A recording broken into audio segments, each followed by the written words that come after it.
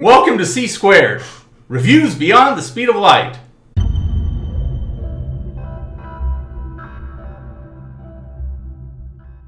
I'm Christopher. And I'm Carma. And we're here coming to you this time to talk about the recent movie Solo, a Star Wars story.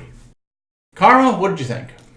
I really liked it. I wasn't expecting much because it hadn't been getting great reviews, but it surprised me. I really liked that Solo felt like Solo. And I loved how they developed how he met Chewbacca and how they developed their friendship. And I loved the way the character was developed. You could totally see how the Han Solo of this movie eventually became the Han Solo we grew up with. See, I don't agree with that 100%. We can disagree. You want to stick your tongue out at me. You nudge. Part of the problem with Solo for me is that a lot of the time I didn't really feel like this Han Solo becomes the guy we meet in Star Wars, or as we're supposed to call it now, Episode 4, A New Hope. He was almost too idealistic. And it's the character stuff about this film that kind of bothered or disappointed me most. As far as the Star Wars film, a lot of the other stuff was fine. The spaceship stuff was good. The special effects were good. Chewbacca was as good as Chewbacca ever is. I thought the whole heist from the monorail train was absolutely magnificent. That was a fantastic action sequence. Had me on the edge of my seat and really upped the suspense. But in the movie itself, in addition to, there was just way too much time spent on Woody Harrelson. I had a really hard time seeing the actor playing the young Han Solo, and I'm blanking on his name. I'm sorry. I don't remember. Aaron Reich, or I never paid attention to that stuff. Oh, well, it's in the info on our movie, but down below. There were moments where I felt, okay, this guy is really trying to emulate Harrison Ford and act like a young Harrison Ford would. So there were moments where I thought he was very convincing. But as a whole, he's too heroic. He's too idealistic. He's too much of a good guy. When we meet Han Solo in the first Star Wars, he's utterly cynical, utterly selfish, totally in it for himself. Yes, by the end of the picture, he shows a little bit of a heart of gold. He does come back and save Luke, but you always kind of got the feeling that he only did that because Chewbacca made him. And this guy didn't really, even given his rotten upbringing and all, he just didn't feel at the end of the movie as the same cynical Han Solo we knew before. Now, if they were trying to tell the story of how he started out young and idealistic and got the idealism beaten out of him by all these horrible, crushing things that happened to him, well, maybe. I think they started that, though, because I got the impression there's going to be another Solo movie. Mm-hmm. And that Solo movie is going to involve the woman he was trying to save. Well, if there's another one, then it can't be Solo. It's so funny. For example, I would much rather have seen the young Han Solo in flight school. Oh, I would have liked to see that and then see exactly what was it he did that got him kicked out from being an ace pilot down to being a grunt on the Mudball planet. Yeah. That would have been much more interesting than all this stuff with Woody Harrelson. Yeah. And then there was that robot that was... Oh, heavens. Lando's... Yeah, Lando's... Well, can we talk about Lando first, and then we'll talk about the robot? Yeah. And my complaint about Lando is the opposite. He looks the part. Oh, he looks great. He looks great. But my complaint with Lando is he's too much of a bad guy. Yeah. Really selfish. If Han Solo is too heroic in this, and not nearly as selfish and cynical as when we first met him, Lando is way more sleazy and villainous than you ever really got the sense. I mean, yeah, he was. I don't see in the same way. I don't see this character turning into Billy D. Williams. No, I don't. This guy's a street hustler. Yeah, who's never really going to rise above that. If Lando Calrissian was a con man, he was way classier. Yeah, even in his youth. Yeah, and it's interesting in that if you watched the trailers for Solo some months ago, you came away from the trailers feeling like, wow, this guy playing Lando really nailed it. I'm not too sure about the guy playing Han Solo. You watch the actual movie, and I have no complaints with the actor's performance playing Han. I think the writers made him a little too idealistic, but his performance was just great. Right. The guy playing Lando really, I think, missed the mark. He made him just way too mean and villainous. Yeah, except for he has a soft spot for this snarky robot that I felt like it was thrown in. It was incongruous with the Star Wars timeline, and I don't know. I wasn't feeling her. Well, apparently Lando was. Yeah. Or she thought he was, or yes. She thought he should, or she thought he wanted to. Just the whole implication. It was kind of that there's human robot sex in the Star Wars universe, which really isn't a good thing to be playing in a movie that's kind of aimed at kids. Yes, the Star Wars movies are aimed at kids, yeah. And this one even maybe more because it's about young Han Solo. Exactly. Put it this way: this one isn't Rogue One. No, it's you not. Go into Rogue One and you know. If you know anything about the Star Wars universe, everyone's going to die, and this movie is going to be about noble, heroic sacrifice in which you give your life for something that's bigger than yourself. This was supposed to be kind of more of a lighthearted, fun. Yeah, and it didn't quite hit that mark. I mean, not that it wasn't lighthearted and fun in moments, but the lighthearted funness didn't seem to fit. It seemed crammed in there.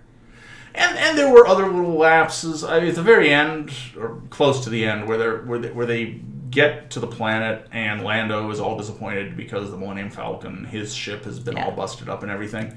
And Woody Harrelson goes off the ship, and Chewbacca goes off the ship, and Han is talking to Lando, and Lando says, "Look what a mess you've made of my ship." Yeah. And Han says, "Well, come on over here. We're going to all get the money." And Lando says, "I'm going to go back to the ship. No, I'm going to go pout in my ship." And I was waiting for the scene where Woody Harrelson says to Han, "Hey, where's Lando?" And Han says, "Whoa, he went back to his ship." And Woody's like, and you let him? I mean, this is the only way for us to get off the planet. And predictably enough, Lando takes off on it. Yeah. Though even that didn't feel right. If Lando was gonna stab him in the back, you'd think he would have said something first. And on top of that, because of what I knew about Lando from earlier films that are later in the timeline, I was expecting him to come back and save the day. Yes. And he doesn't. You remember, we're spending a lot of time on Lando, but probably because he's one of the most interesting characters. Yeah. You look at Lando in Empire Strikes Back, and at least, maybe this is just the charm of Billy D. Williams, the actor, but I never got the sense that Lando was that bad of a guy. Maybe he was a con man. Maybe he gained a lot of stuff by gambling or swindling people. But a gambler isn't necessarily a bad guy. Well, I got the impression that he was just a really good gambler, and they exist. And in Empire Strikes Back, it's very interesting. Lando's in a really tough spot because he's basically the mayor. He's in charge of this whole cloud city, and he has to look out for the welfare of his own citizens. And he doesn't like handing Han over to Darth Vader. Right. That's very clear. Because he doesn't like the Empire. But his attitude is, I have to do what's best for all these thousands of people who are depending on me. Yeah, exactly. And if I have to trade one guy for that, it's a bad deal, but that's what I have to do. And as soon as Vader stabs him in the back and changes the deal, Lando does everything he can to save Han, to make sure everybody gets away safely. And frankly, he's a more responsible character. And frankly, the Lando in Solo, yes. I don't see him doing that. I can't ever imagine. I see him bailing on the city and going. Yep. Yeah. I can't ever see him becoming that character. Yeah. Yeah. And the other thing that bothered me about Solo is that all the Star Wars movies we've seen so far, as long as you've seen the Star Wars movies, you're going to understand the films. They all tie with each other. Yes. And they don't depend on you knowing information outside of the film universe. Yes, I know but where you're going. But there's a scene at the end of this film that the only way you would understand what was going on is if you had been watching the cartoons and reading the comics and books. All the books in the expanded universe that no longer count, according to Disney. I mean, it left us feeling, well, where does this fit in the timeline? How does this work? Yeah. Does this now mean that what? That Han Solo is like 20 years older than Darth Vader? That doesn't make sense. It didn't make sense. And then when we did some research, we found out that, this character came on because he didn't die in the very first I suppose film. we could just say what it is. He's Maul now. We knew him as Darth Maul in the really awful prequels. And he gets cut in half. How do you survive from that, right? Well, now, apparently in the expanded universe, he gets robotized. Like a robot bottom half. A robot bottom half. And now...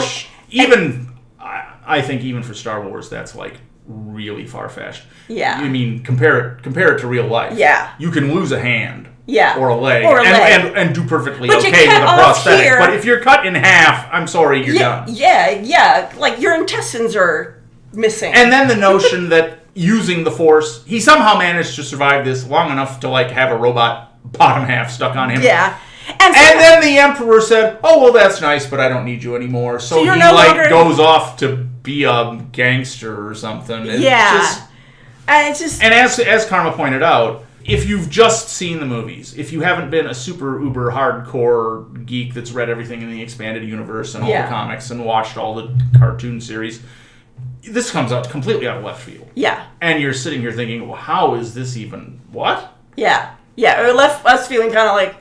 We spent a good, 15, 20 minutes trying to figure out what the timeline was. And it didn't make sense because it doesn't make sense unless you know all this other stuff. Yeah. So would you say Solo's worth watching? It's funny. We spend all this time kibitzing about everything that's wrong with it. Yeah. But of course, that's what it means to be a science fiction fan. That's how you prove your love, is by complaining about stuff and picking all the nits. Yeah, I think... Stop that. No, I won't. I think it's worth seeing, but if you're a big Star Wars fan... Yeah, there's not everything you're going to think is all that awesome in there. I mean, even if you didn't have the strong opinions we do about Han Solo or Lando, there's probably going to be something in here that you're going to feel is a little bit off-kilter. Yeah, it was if you just watch it as a movie, not as a Star Wars fan, I think it's a fun summer flick. Yes, absolutely that. And as an origin story of Han Solo, it isn't terrible. You get to find out how he did the Kessel Run and whatever. I mean, that's... Which means they of course continue on the bad use of parsec, but well, science geek aside. Even beyond that, I have to recount my favorite explanation for that back in the original A New Hope. Yes. He says we made the Kessel Run in less than 12 parsecs. And, there's all these convoluted explanations of how it can be a parsec, and is parsec a unit of time, distance or time, and not time, or whatever in this universe. The explanation I always liked was the guy who said, well, Han Solo thinks he's talking to a pair of hicks who won't know any better if he says that, and he's just BSing. Right. But now we know he did, and what they kind of did was say, well, normally it would take you 40 parsecs because you have to go through this special little tunnel, and he just goes, screw this, we're going to go through all the dangerous spot and therefore make it shorter. But it's kind of proof that the people writing these movies are uber geeks themselves, but there's a way in which you take one scene from the original trilogy or one line of throwaway dialogue and turn it into a huge incident in one of these movies. I mean, one line of dialogue about the Kessel Run. Basically, what you need to know is, my ship's really fast. Yeah. And then they turn into this huge... They make it the point of the movie, really. They make it the point of the movie, and... I think a better point is what you said earlier, is how did he get kicked out? If he was such a hotshot pilot, what could he have done to get him kicked out? It makes me think, are we going to see an entire planet where there are nerf herders? And are they really scruffy looking? Nerf herders, right, yeah. Yeah. But overall, Solo, worth seeing. It's a pretty good Star Wars film. I mean, one plus is that there aren't any Jedi anywhere in it. And there certainly aren't any Jar Jar Binks. Well, maybe the robot. She's still better than Jar Jar Binks. Well, I would totally drop... A root canal is better than Jar Jar Binks. She had moments that I thought were fun, but I just didn't think they fit in the film. So overall, see it, don't see it? I'd say go ahead and see it. And depending on how you like it, you may want to own it. For me, I'm okay. I'll watch it when it comes on TV, and I don't. You can always leave comments. Yeah, do we have comments enabled on our absolutely. Leave us a comment. Leave a comment below. Tell us why we're wrong, and we'll tell you why you were wrong. Exactly. Maybe we'll even put you in a future video. What do we think? 2 planets for this average? Yeah, I'd say average. It's not a terrible movie. It was fun. It didn't leave me crying. It's not great Star Wars necessarily, but it's a good movie. Exactly. It's a pretty good movie. It's a pretty good movie. All right, we'll see you next time. Ciao. On C Squared.